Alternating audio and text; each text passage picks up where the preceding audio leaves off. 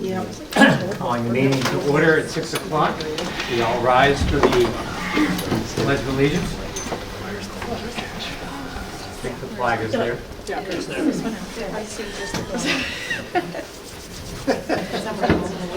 Thank you, Greg.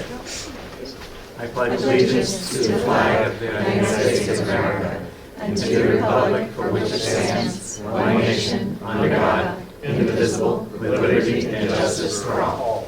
Thank you very much. We will begin with the approval of minutes of December 17th. Was there a motion? Yes, I made the motion to second it. Who seconded? We have a new secretary tonight. I know, Pat will be here but late. Okay. Is any discussion on the minutes of December 17th, regular session? If not, I'll call for a vote. All those in favor say aye. Aye. All those opposed say nay. Any abstentions? Okay. Three abstentions over there. Yep. They're smiling. Or 3 Hollands. 3 Hollands. And Whitney. We boycotted, we just didn't tell you. Yeah. We're not mad anymore. All right, and we have an executive session on December 17th. Is there a motion? We'll make a motion to approve the minutes of executive session on December 17th. Is that better? Sheila Noyes Miller, whom I know well, is made the motion, or so moved, to accept the minutes of December 17th executive session. Any discussion? If not, I will go immediately to the vote. All those in favor indicate by saying aye. Aye. Aye. All those opposed? I like to have you people use your vocal cords because I know with Michael you don't have that much of an opportunity. So, all right, and it passes. All right, moving right on to the financial report. We should have popcorn today. Yeah, we should. Man. The summary page has your expenditures and revenues in a comparison as of January 10th. So we are tracking right where we should be for the beginning of January, almost 50-50 for encumbered and expended. There's not much of note in there. The line items that are, we've previously discussed any of the budget deficits, so if there are any questions, please let me know. Are there any questions for Chris? Din? I answer to Chris, it works. If not, we'll move on to the next item. Agenda, which are our student reports, which we also look forward to. And Ben, you want to lead off? As the student body made their way into the new year, we have very little news to touch upon, but that's not to say we have nothing to report on at all.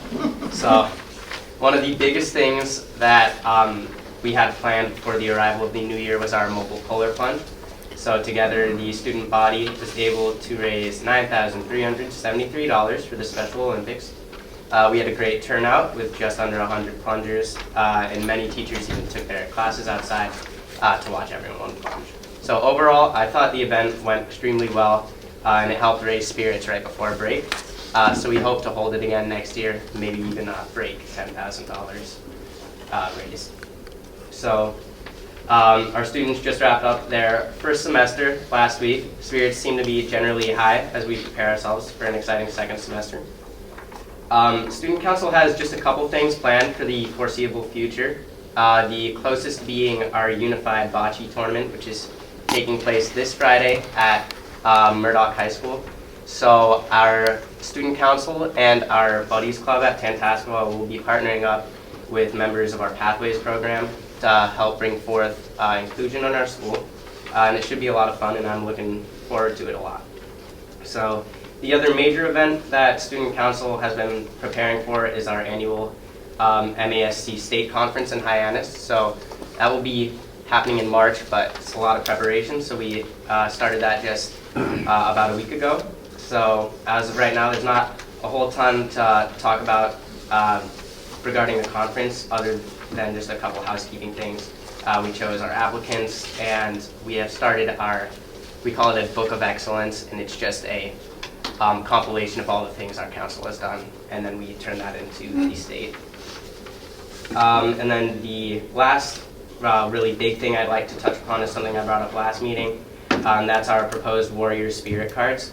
So these are punch cards that are meant to garner more school spirit and participation in school-wide events. So as of right now, we're really just debating on whether to have them like as physical like punch cards or whether we do them online or not. And we hope to implement them shortly. Other than that, Student Council just has a couple minor things planned to keep spirits high. All of our winter sports teams are holding senior nights within the next couple weeks. So we're really just planning on holding student sections to show support for our athletic program. And that's about it for us. Any questions for Ben? Yeah, is the Student Council convention, are they doing the polar plunge again? Or? Yeah, no, we're doing it in the ocean this time. Yeah. And then will the principal from your high school be participating? I'm not sure. I mean, you went last year, so I haven't heard anything from him. I haven't been asked yet, so no need to rush, Ben. But do let us know. Thank you, Guy. I just thought I'd bring it to your attention. All right. Thanks. We go to Ethan. Our Skills USA meetings have been going well. We are starting to enroll the kids in their competitions, which district level competitions are March 13th. So we round up all the kids that have been attending our meetings and they pick a subject to test upon, and if they do very well in it, they'll move on to states, which is May 1st, 2nd, and 3rd.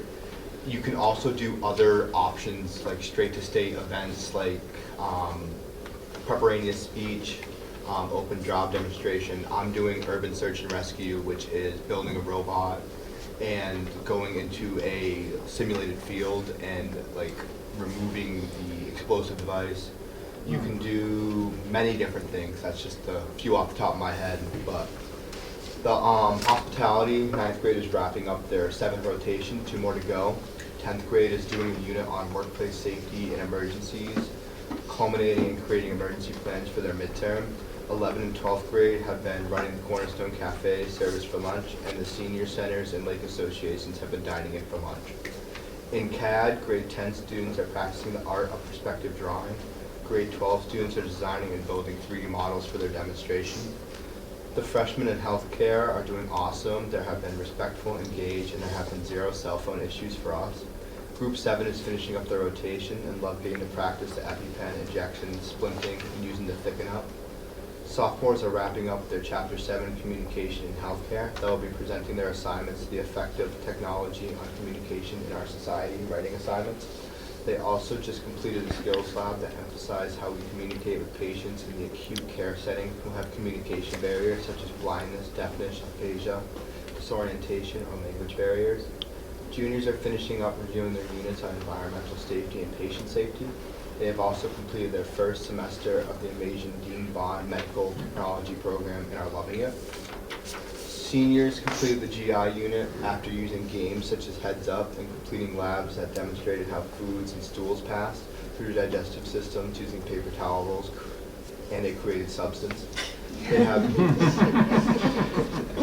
been reviewing rehab and restorative practices, and they will be starting clinical in the acute care at UMass on January 27th.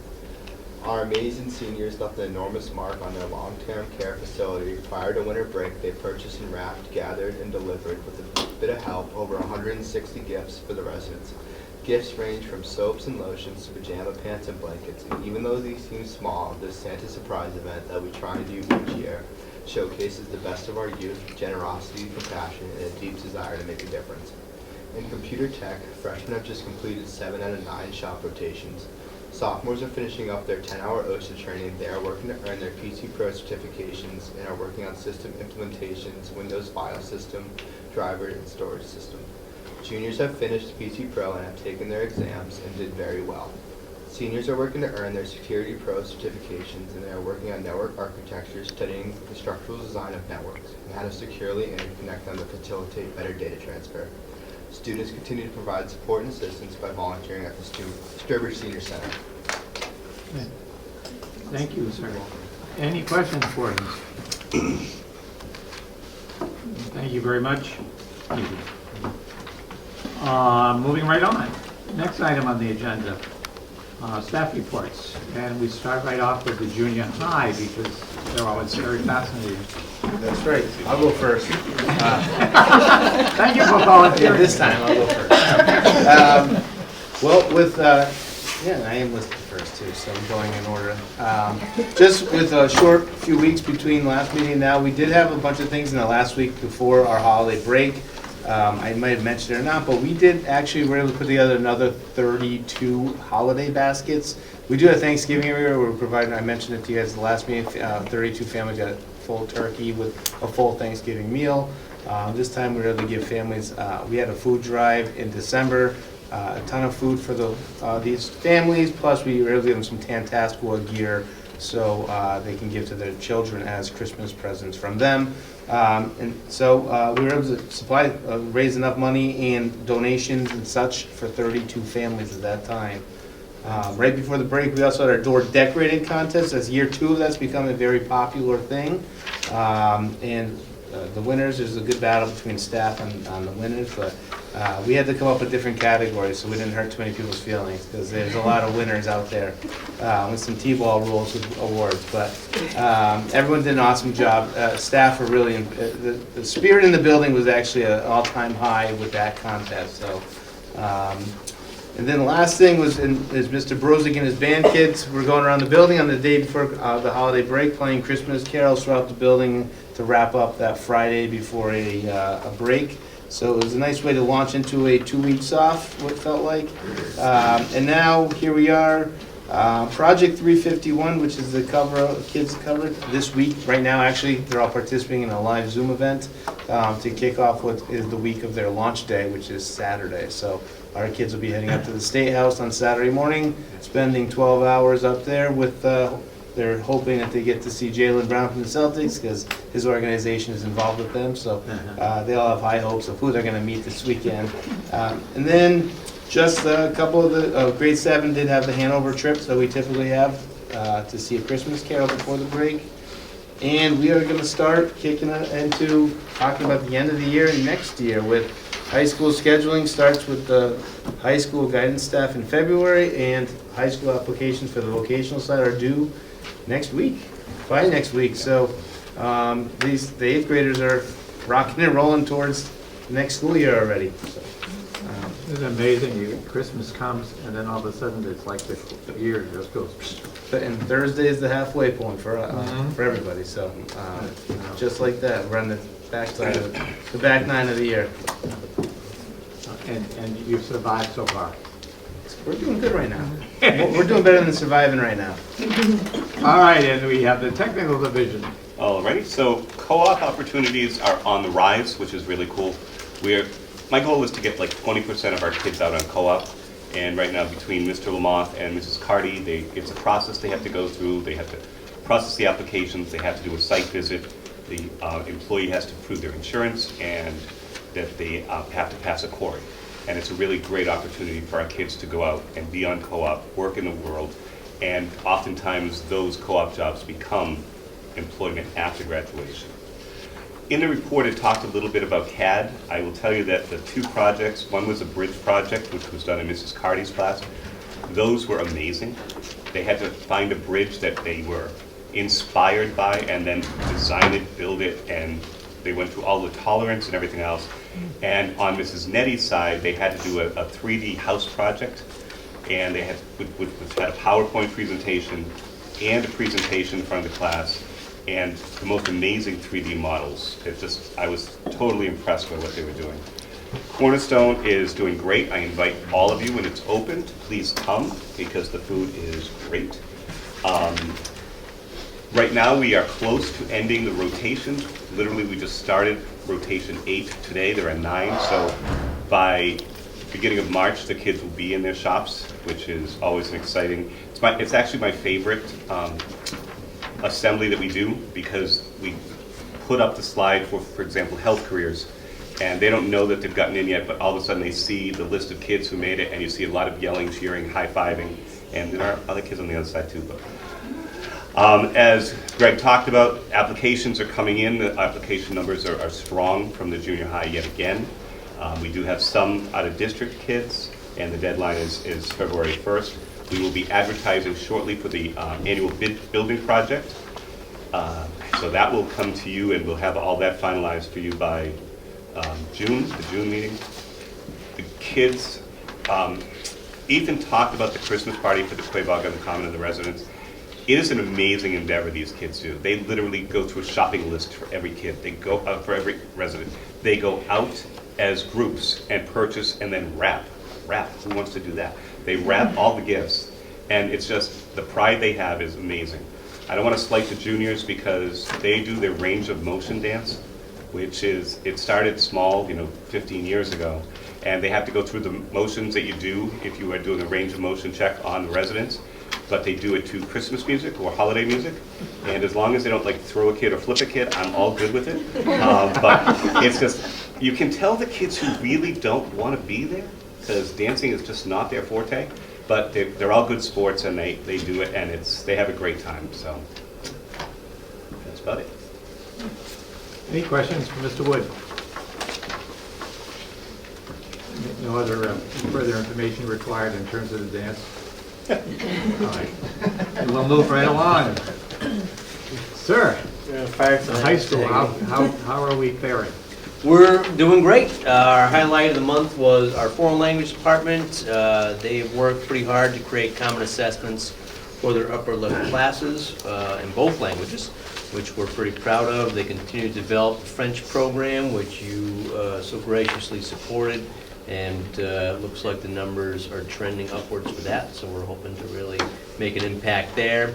This past summer, rewrote some Spanish 4 CPA level curriculum, which is a new offering for us for students who wish to continue their studies and try to work their way into an honors level course a little later on in their career. I just want to point out one other thing we're really proud of with our foreign language. Well, the focus is on oral communication. They do work, sort of within all the 7 sort of types of learning, but oral communication is their big focus, and they want our students to be fluent speakers, and so that the language is a portable skill that they learn.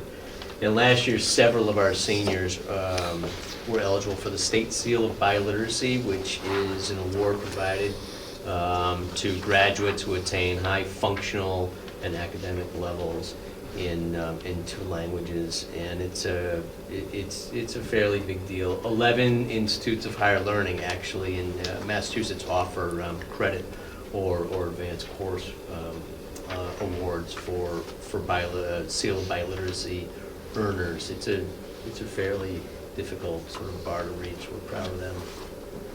Our National Honor Society had their regular board meeting on December 10th. The only reason I like to report out on this meeting is that it is their mid-year service hour check-in, and 100 members of our National Honor Society submitted their community service hours log, totaling 3,000 service hours, so we're pretty proud of our kids there. Of note, they really ramped up the tutoring program. NHS students have always served as tutors. It's an easy way to get community service hours. It was the most organized I've seen. They took over the library. That's amazing. Particularly, they were smart. They must have had a marketer on their team. They really went after it just before finals week. So they were smart, right? They made the most of their efforts. In terms of some of our extracurriculars, our chorus, our winter and holiday show season is wrapped up, and they are in competition season, so the students are working hard. And just last Friday night, 4 o'clock in Mechanics Hall, we had a few students participate in the Massachusetts Music Educators Association Central District Performance. It's a mouthful, but they did great, as I am told, and so I'll keep you posted on any further band competitions there. I believe there's one left in Massachusetts Central Districts, and then they end up in Boston, potentially. Athletics is moving on. They're firing on all cylinders. Basketball is actually going on right now. Our swim and dive team, last time I checked in, they had won 5 of their meets, 5 and 1. Our co-op teams are doing well, both boys and girls, hockey and wrestling. In the high school, we are deep into scheduling season and working on the fridge letter for seniors, and kind of ready to ride the wave to graduation. One other piece that Mr. Wood and I talked about, we just wanted to briefly reference here, and thank you for your support. Last year, we wanted to introduce an attendance policy. It'll be in my report. We didn't get these numbers done. We did our own mid-year check-in on how the policy was working, and so I'll put that in next month's report. But just the numbers are terrific. Your support of that policy really bore some fruit, and just a couple of quick numbers. You're not a data nerd like I am, you won't be excited by this, but on September 23rd, the Department of Ed released a press release breaking their arm, patting themselves on the back, because statewide their attendance dropped by 5 percentage points, which is outstanding. Ours dropped by 18.9%. So what we focus on gets done, and it's a little bit of a double-edged sword, because I was talking to the superintendent about it, and she was like, well, that's great, now focus on everything. So we're pretty proud of the attendance work, and the vice principals really did the yeoman's, the large amount of lifting on this, so I want to give credit where it's due. We're pretty proud of that, so more to come. I just want to, the change of the mindset of kids because of policy that is much more strict. The sad part is we have kids that sometimes come to school not well. And I said, why are you here? Well, I didn't want to get all you got to do is get a note from a doctor, go home. But the parents and the kids are taking it very serious. And it's awesome, because hopefully other numbers, because they're in attendance more often, will also, that trajectory will also be up. Very lucky. Yeah. I'm curious, there's been some advertising on the social media for the pool hours. How is that, the public responding to that? We have 27 pools. Oh, I'm sorry. Please forgive me. Mea culpa. The physical plant will report. Whitney's got a whole story to tell. Yeah, the mea culpa is my spoken word language. Good Latin. Didn't work for the priesthood, but it worked for me. All right, moving right along then. Let's move into budget report. We have not met, but we are meeting this Saturday at 8:30 for the 25-26 budget. And we have a tentative meeting scheduled Monday, February 3rd, I assume probably 6 p.m. Yeah. And the Saturday's 8:30. I'm sure you'll all be there. It's a great fun time. Eagerly. That's right. The third might be a little bit later. Yeah. Technical. Yeah. No meeting. No meeting and report. All right. Curriculum. No meeting, no report. No meeting, no report. Okay. Bylaw and policy, and there's always a meeting and a report. Even though on our agenda, we only have 3 policies that are before you and being reviewed, we normally wouldn't talk about those policies. So even our own subcommittee expected those policies to be before you tonight on first reading. And I want to briefly explain what happened here and why we're kind of backtracking. So the subcommittee met on January 8th to review a number of policies impacted by Title IX amendments enacted by the U.S. Department of Education, and that went into effect on August 1. And in broad terms, the policies for the first time on the federal level included sexual orientation and gender identity, which are already included in mass law. But they went far beyond that to contain mandates about the investigations that now have to take place for sex-based harassment and discrimination, the reporting requirements, training requirements. So our 2-page policies were going to become 8-page policies in many respects. And when MESC put this out to the districts, they even acknowledged that the policies blurred the lines between policy, regulation, and procedure. But it was then federal law, so we had to grapple with it, deal with it. We spent a lot of time going through them that day, and we're prepared to come before you with recommendations on first reading. And 2 days later, a U.S. district judge in the state of Kentucky agreed that these policies blurred some lines, and he vacated the amendments to the regulations for Title IX. And the recommendation was for states to revert back to their existing and current policies, assuming that those policies comply with then current state law. And as I said, Massachusetts already includes much of these policies, but when we were briefly looking at our own policies, even though we realized we were going to have to adopt in full the new policies, we did notice some areas where our current policies need review and perhaps a little bit of enlargement. We noticed a few areas that were not specifically included the way they might be under state law. So we are setting aside the vacated new policies. I thank the subcommittee for all the work that we did that day. We will, at our next meeting, take up our existing policies on non-discrimination and sexual harassment, make sure that they comply with our state law. And hopefully, between that meeting and our next meeting, we will not have yet another change at the federal level, which requires us to go back yet again. But we did all say at that meeting, this is an area that is, you know, there probably were 20 suits nationwide over these regulations. I expect we're going to see changes going on for quite a while. And we will just try and keep our policies broad enough and yet tight enough to address our situations without having to go back regularly for minute changes, which are style over substance. So that's where, for the sake of our subcommittee, that's why these are reviewed and not before you. And on our next agenda meeting, we do have our meeting coming up in February. We will revisit these policies for you. Okay, I wish the bylaw and policy committee a lot of luck. I'm sure there'll be a few changes. At the end, we'll be able to discuss Title IX with you up and down, right? Yeah, and lots of other things. Yeah. And with that said, we'll move right on to negotiations. No meeting, no update. No meeting, okay? Then we do on February 8th, so before we come again, we will start negotiation with Unit D. And I've been waiting for this. Building and plant.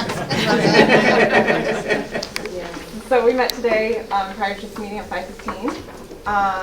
We discussed the pool status. So it's really good. It's all happening. We've had 5 parties so far, but we have 28 booked at the current pool. So it's great. We've had open swims, about average 30 to 55 people in attendance at the open swims. Also, the lap swims are a little bit lower in attendance, but that might increase over time. The pool has only been closed once just because there wasn't a lifeguard available, but they're looking to run a class by the end of the school year to increase the amount of lifeguards that they're going to have. So all in all, just a really big success. And so thank you to Kristen Kemp, who is the pool coordinator as well. So she's doing a great job. That's great news. Then we also discussed the capital fiscal plan for 2025 and the 2026. So there's the major thing from there is that just to do some HVAC repairs, maintenance, building maintenance, were kind of the main things, replace furniture, and then also replace the tennis court, or tennis court repair, kind of the bigger things, and then the building card access, and that was at the junior high school, so upgrading those as well. And then just to move, the potential thought is to move some of the line items from 2026 using to 2025. Well, but I might leave that for later. Yeah, no, well, building and physical plant reviewed today. Budget will review on Saturday. And So part of the budget conversations will be about how to fund Committee A likes the plan, supports the plan, yes, although so didn't vote because we didn't have enough We to will be vote. moving it to committee. Then comes budget to decide how can we, and part of the recommendation is to use some rural aid, which I'll report on a bit, to fund some of the capital items. So they'll have a great time reviewing it on Saturday, and we supported it. The committee members who were present today supported it. Good. Thank you so much. Thank you. Great. All right, moving on to our illustrious superintendent's report. Okay, all kinds of little things. Since I brought up the rural aid, again, this is kind of a sneak preview. We did, since our last meeting, get information on rural aid, and we are indeed getting about what we got last year, which was $770,000. So the dice that we rolled on the 2 positions at the end of last year are in the clear, being able to be funded from rural aid, which is awesome. And again, we got some suggestions on some capital items. We continue to recommend that we use the far majority of rural aid for capital type things, one-time only type things, and not become too reliant on it. I do think that we're in an area that we're not at risk of losing rural aid as long as rural aid still is in the budget at all. But we do have a neighbor district, not one of our 6, but one of our neighbors went from getting $200,000 last year to getting 0 this year. So you don't want to get too reliant on it. There is a calculation based on number of students per square mile, and the cutoff this year I think was 32, and anyone that had 32 or less received rural aid. But even then there's category 1, category 2, category 3, 3 being the ones that barely get it. So of our towns, there's 2 that barely get it, there's 2 that are solidly in 1 and 2. So I don't see where a culmination of them all. So I don't see us not being eligible for rural aid in the near future as long as it exists. It's just how much it is and how that calculation might change a little bit. So again, good news, we got it. We'll talk about it from a capital perspective, but we're able to fund the things that we've already talked about, which were a couple of positions and actually the stipend for your pool coordinator. So yay, thank you again for that. More to come. Next month will be a pretty hearty budget discussion. On that, I think tomorrow the governor will probably release her first version tomorrow, so we'll start trying to look at the numbers. We don't typically look at revenues and assessments at our first meeting on Saturday, which is good, gives us time to kind of take a look at and look at the crystal balls. I'm trying to be Sally Sunshine, but quite frankly, I'm anticipating a pretty tough year. I don't think things are going to be great. Most of us are not anticipating, and we've got a number of things going on within our district that are making me a little bit nervous, but I will try to remain Sally for a little bit longer. Great things going on. I really, and I thank my principals for not taking the wind out of my sail and leaving the PD day for me. I just need to mention, January 10th, we had a half PD day. It was student driven. It was awesome. Those of you, a year and a half ago, we had the Peer Connections, a small group of Peer Connections students present. That Peer Connections group has grown, it branched out to junior high, and it's 100 students between both sides of the street. And those 100 students gave up their afternoon off and spread between the high school and Burgess, and we had every professional staff assigned to a classroom that had 3 students, a mix of senior high and junior high, presenting and walking the staff through some exercises. It was awesome. It was awesome. I heard great things from our staff, and just I was so proud of the kids, and I can't say enough. A lot of kudos to those kids. Just little FYIs, I am meeting next week. We're going to start our little internal subcommittee on graduation requirements and competency determination. Some folks don't realize they really are 2 different things, and MCAS was really dealing with competency determination. So we will meet, Dr. Dufresne and a few others will meet over the next month so that as we mentioned, will then go to some subcommittees and ultimately need to come to the full committee by the end of the year with a recommendation of a policy going forward on what should be the competency determination and graduation requirements. So that's coming. The other meeting I am having in the next month or so is a subgroup of myself and a couple of principals have gone through the entire educator evaluation process, which is really an amendment to all of the contracts that we have. Was 17, I think, is when the process came out, and the document template came from Desi and we tweaked it a little bit. It has not really been reviewed. There's even some implementation language in it. So we've gone through, we've done a pretty good job, I think, of cleaning up. A lot of it is housekeeping. A little bit of it is how could we make this process a little better, change some dates, change some numbers. So we'll be meeting with Tantasqua staff representatives in the next couple of weeks. The end goal will be that in order to get it updated, it will require a vote of school committee as well as the unit, because it is an appendix, an appendix to the teacher contract. So that by the end of the year, hopefully we'll be looking for you to get a vote on that. That is it, other than we have some date problems. So I need to throw out a couple of dates. We're going to need to change. We need to change the March date. The change in the March date brings me to wanting to change the February date. The main issue is that the law requires that we have our public hearing at least 45 days before the first town meeting, which used to be the middle of May and was not a problem. Sturbridge has moved its town meeting to be the end of April.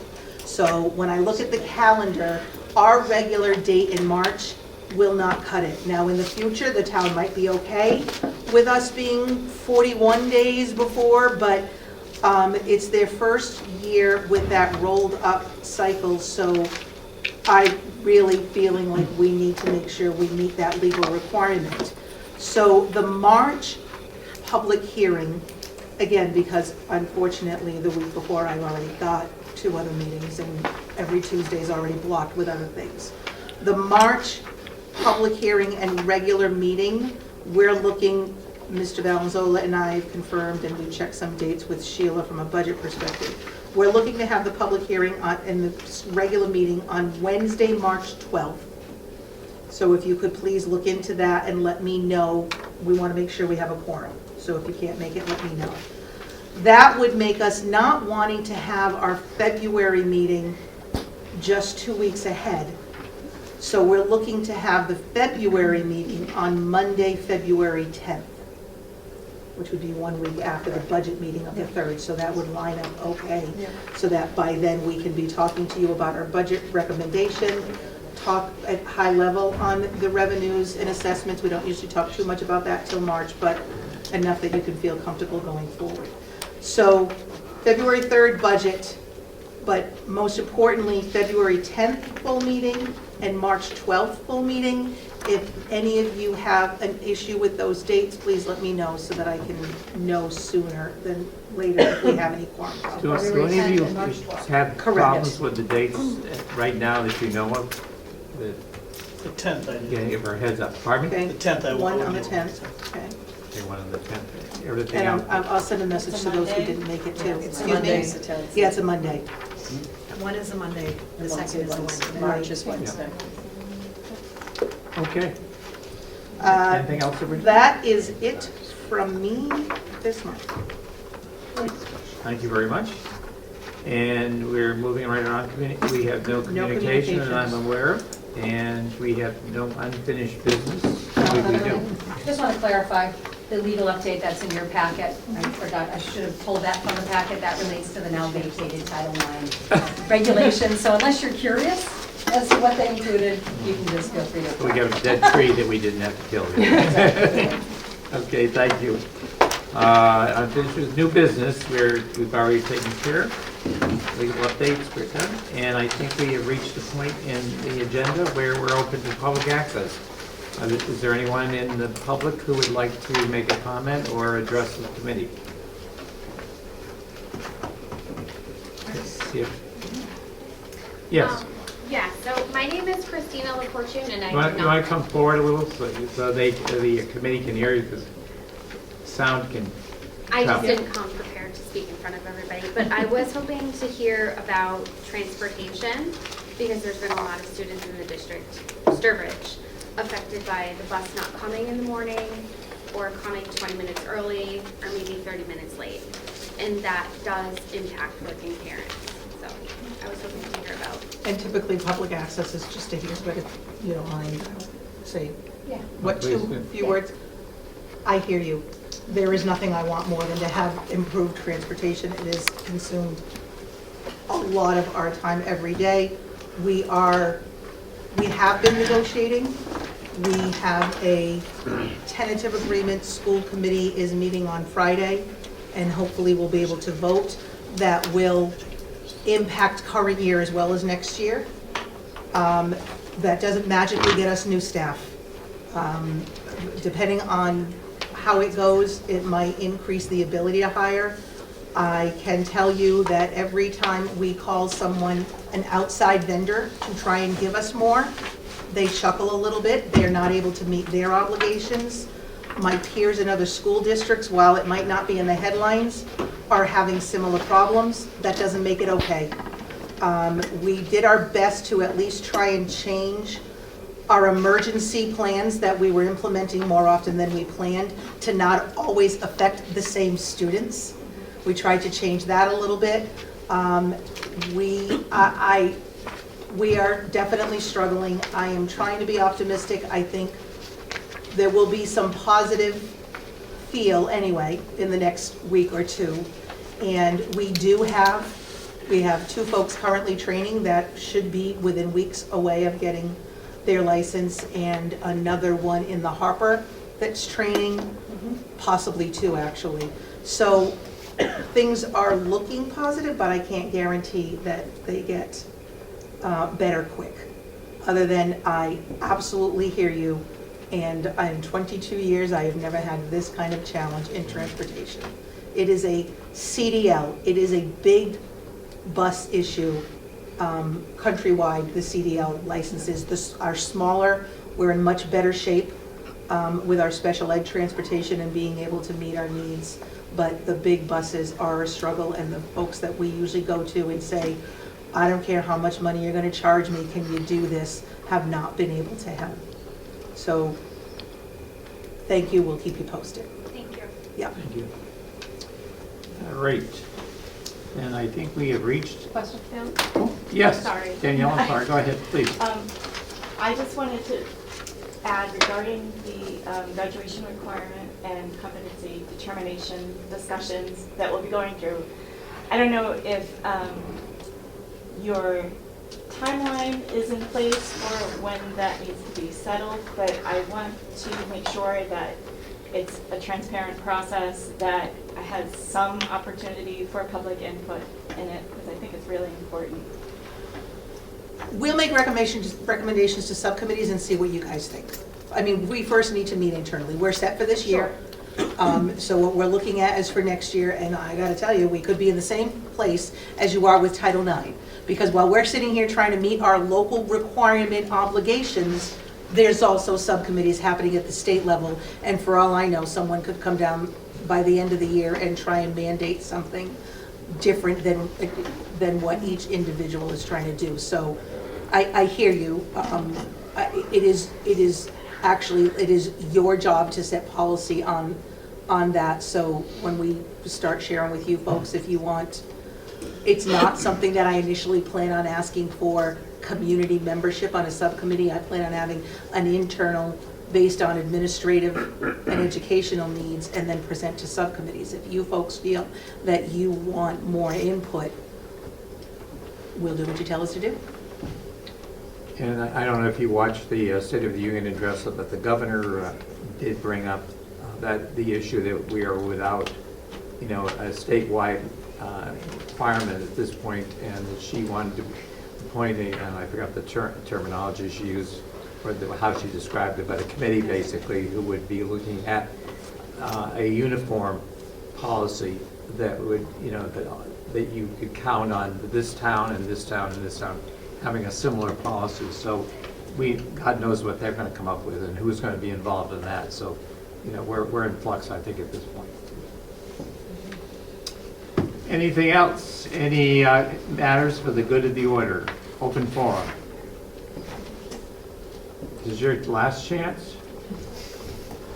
And we have finished the meeting in 45 minutes, and I hope you would. You need to call for a Motion? We will, as soon as I ask. I thought he was Okay. I've been watching. I thought you were shutting down. I know how I they was a run little meetings. nervous. I know how they run Sorry. meetings. Yeah, make sure you let Mr. Valenzola know that we did 45 minutes. All right, thank you very much. And I'll open and be available for a motion to adjourn. Motion. So moved by Mr. Goodman, seconded by gentleman there. And we will, all those in favor say aye. Aye. Eli, you can go.